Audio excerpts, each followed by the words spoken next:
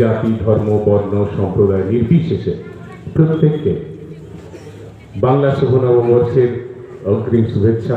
সর্বোপরি দুটি বড় উৎসব আমাদের সামনে রয়েছে। একটি হচ্ছে আগামী সপ্তাহে ঈদ, এবং তার পরেই আছে 26 তারিখ এই মাসের মার্চ মাসের রামনবমী, এবং সর্বোপরি গাজন উৎসব, যেটা আমরা সবাই মিলে উপভোগ করি। সব কিছুরই অগ্রিম শুভেচ্ছা প্রত্যেককে জানিয়ে আমি কিছু তথ্য আপনাদের সামনে রেখে দিয়ে যাব। আমি কাউকে কোনো জিনিস কোনোদিন চাপিয়ে দিয়ে যেতে চাইলে কথাগুলো আমার থাকবে, সিদ্ধান্ত আপনাদের থাকবে, ঠিক তো? কারণ আপনারা ভাববেন, কেউ ফিরে গিয়ে ভাববেন, কেউ চা দোকানে চা খেতে খেতে ভাববেন আমি চলে যাওয়ার পরে বলছেন অর্জুনকে, নিবৈর সর্বভূতেষু যশ মমেতি পাণ্ডব, হে পাণ্ডবগণ, যিনি সর্বভূতের প্রতি বৈরী ভাব শূন্য, মানে শত্রুতার মনোভাব শূন্য, তিনি ঈশ্বরের প্রিয়।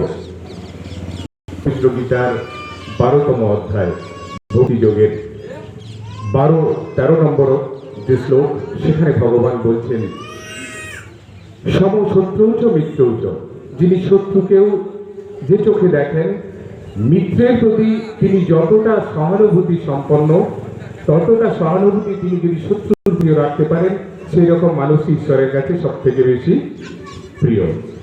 তো এই কথাগুলো কিন্তু আমার নয়, এগুলো স্বয়ং ভগবানের কথা।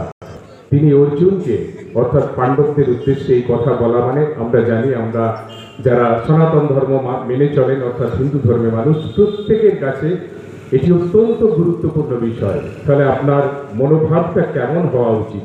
প্রত্যেকের প্রতি সমান হবে, বিশ্ব চরাচরে যা রয়েছে, জাতি, ধর্ম, বর্ণ, সম্প্রদায় নির্বিশেষে, মানুষ শুধু নয়, ঈশ্বরের সৃষ্টি যা কিছু, সবার প্রতি আমাদেরকে সমভাবাপন্ন হওয়াটা উচিত, এটাই আমাদেরকে বলা হয়েছে।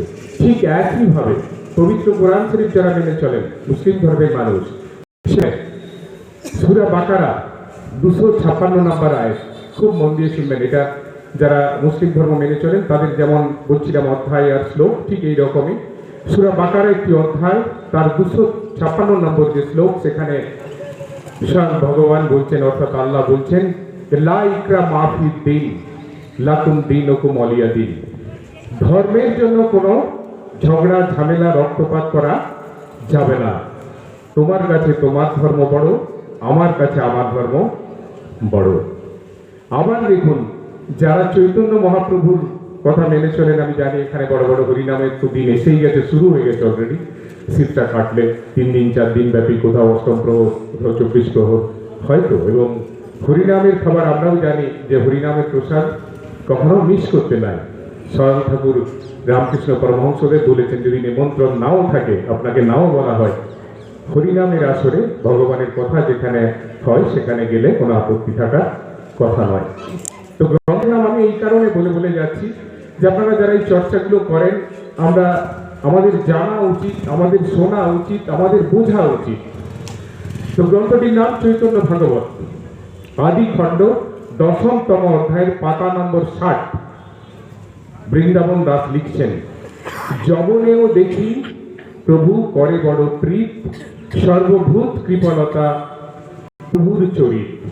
বৃন্দাবন দাস যিনি এই গ্রন্থ লিখেছেন ভগবান মহাপ্রভু সম্পর্কে, তো তিনি বলছেন, কি বলছেন, যবন কথাটার একটা অর্থ আছে, সাহিত্য সম্রাট বঙ্কিমচন্দ্র চট্টোপাধ্যায় তার সমস্ত গ্রন্থে এটি মুসলিম সম্প্রদায়কে বোঝানোর জন্য যবন কথাটা বোঝানো হয়, বলা হয়।